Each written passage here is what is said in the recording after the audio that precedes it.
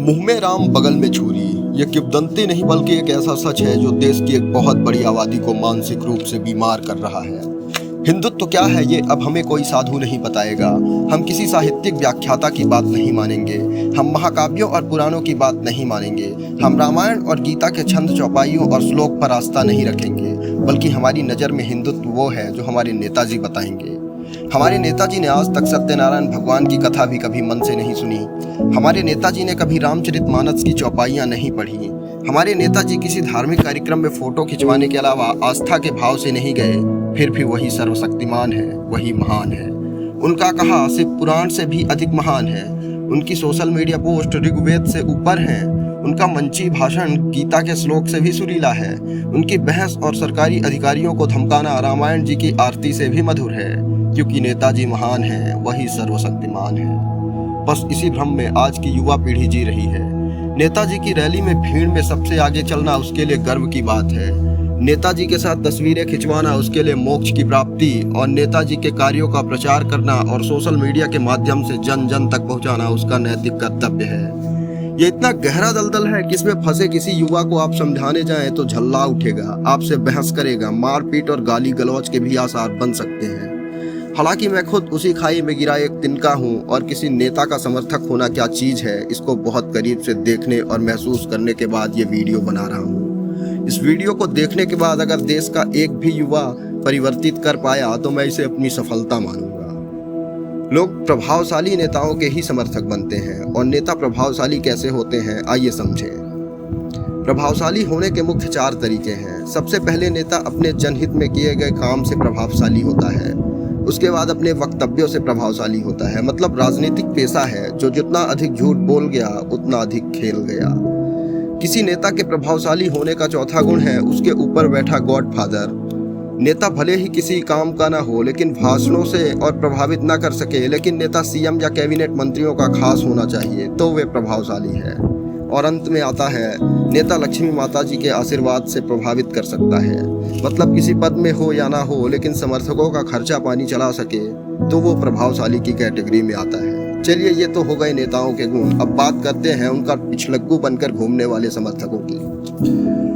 हम वो बात करेंगे जो वे सोच भी नहीं पाए या सोचने में काफी देर कर देंगे। किसी भी नेता का समर्थक आदमी इन कारणों से बनता है। सबसे पहले तो वे लोगों के बीच भौकाल बनाने के लिए कि हम फला नेता के बहुत खास हैं और हमें फेम मिले।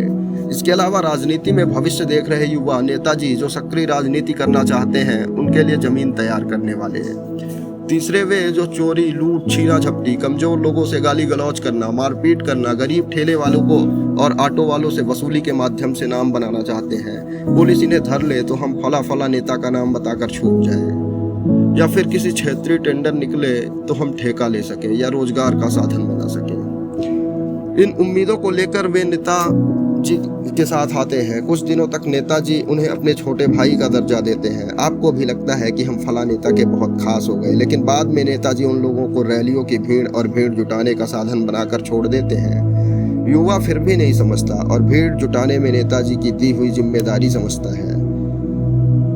भूखा प्यासा युवाओं को मोटिवेट और तरह तरह के प्रलोभन देकर रैली में आने के लिए प्रोत्साहित करने भीड़ आ गई तो उसका क्रेडिट भी उसे नहीं मिलता, बल्कि फला नेताजी की रैली में बड़ी भीड़ थी ऐसा बोलकर लोग सारी क्रेडिट नेताजी को दे देते हैं। और अगर भीड़ ना जुटा पाए तो नेताजी आपके ऊपर पूर्व में किए गए सभी चाय पानी के खर्चों का जिक्र करते हुए यह महसूस करा देंगे कि उन्होंने ही आपको पाल पोस कर बड़ा किया है। रैली विफल रही तो कई बार गालियां भी दे देते हैं।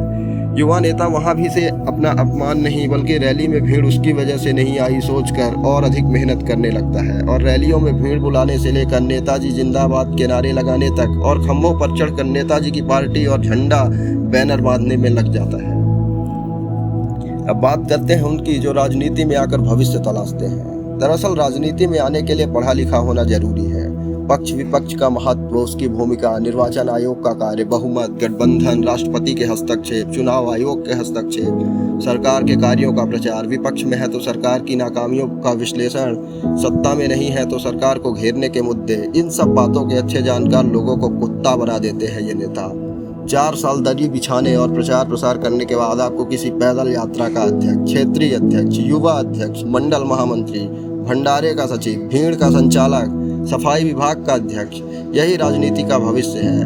आपका विधायक या सांसद नहीं बनेंगे, क्योंकि विधायक या सांसद वो बनेंगे जिनके पिताजी विधायक और सांसद हैं। अब रही बात उनकी जो आपराधिक गतिविधियों से राजनीति में आते हैं। हालांकि नेताओं को ऐसे लोगों की जरूरत होती है। ये लोग विरोध करने वालों को धमकाने, वसूली करने, विरोधियों से मारपीट करने और विपक्ष के खास का अपहरण करने में काम आते हैं। लेकिन अगर पुलिस के हाथों चढ़ गए और मदद मांगने गए तो नेताजी का जवाब क्या होता है जान लीजिए। अरे उस थाने का दरोगा बड़ा सख्त है, सुनता ही नहीं। अरे नया टीआई आया है, उससे मेरी अच्छी बॉन्डिंग नहीं है। अरे वो केस तो एसपी ऑफिस तक पहुंच गया, मेरे बस की बात नहीं है। मंत्री जी दिल्ली की मीटिंग में बिजी हैं, कुछ दिनों बाद बात करते हैं, तब तक तुम अंदर ही रहो। और अगर बात मीडिया में फैल गई तो मंत्री जी आपको नहीं पहचानते, आपसे कभी कोई संबंध ही नहीं था। मैं खुद चाहता हूं कि ऐसे असामाजिक तत्वों पर कड़ी कार्रवाई हो। ऐसा बोलकर पल्ला झाड़ लेंगे। फिर अंत में यही पता चलेगा कि आपके पिताजी ने किसी से कर्ज लेकर या जमीन गिरवी रखकर कई दिनों तक वकीलों और अदालतों के चक्कर काटकर हाथ पांव जोड़कर आपकी जमानत कराए। नेताजी नहीं, लाचार बाप ही काम आएगा। अब वे लोग जो काम निकलवाने या ठेका लेने के लिए राजनीति में आते हैं, ऐसे लोगों को आर्थिक रूप से मजबूत होना होगा। आपके पास करोड़ों रुपए का इन्वेस्टमेंट होना चाहिए। लाखों डूब जाएं तो कोई परेशानी नहीं होनी चाहिए। सालों तक टेंडर का पैसा फंसा रहे तो भी आपको फर्क ना पड़े। क्षेत्रीय अधिकारियों से लेकर क्षेत्रीय राजनेता और विभागीय अधिकारियों को कमीशन देने के लिए लाखों रुपए होने चाहिए। इतना पैसा है तो ही इस उद्देश्य के साथ राजनीति में उतरे। इस वीडियो को सुनकर अगर आप सोचने समझने की शक्ति में प्रभाव पड़ा है तो इस वीडियो को हर उस शख्स तक पहुंचा दें जो इन गतिविधियों में उलझकर अपने भविष्य को नहीं देख पा रहा और नेताजी का छोटा भाई बना फिर रहा है। हमारे गुरुजी कहते हैं, नेता वो बिरादरी है जो धोती पहनने के बाद भी नंगी है। बाकी आपने सुना ही होगा, नंगा नहाएगा क्या और निचोड़ेगा क्या। आप चैनल पर विजिट करें, पसंद आए तो ही सब्सक्राइब करें, ना आए तो कमेंट बॉक्स में हमें बताएं कि हम और क्या क्या सुधार कर सकते हैं। अगला वीडियो किस टॉपिक पे चाहते हैं कमेंट बॉक्स पे जरूर बताएं। जय हिंद, जय भारत।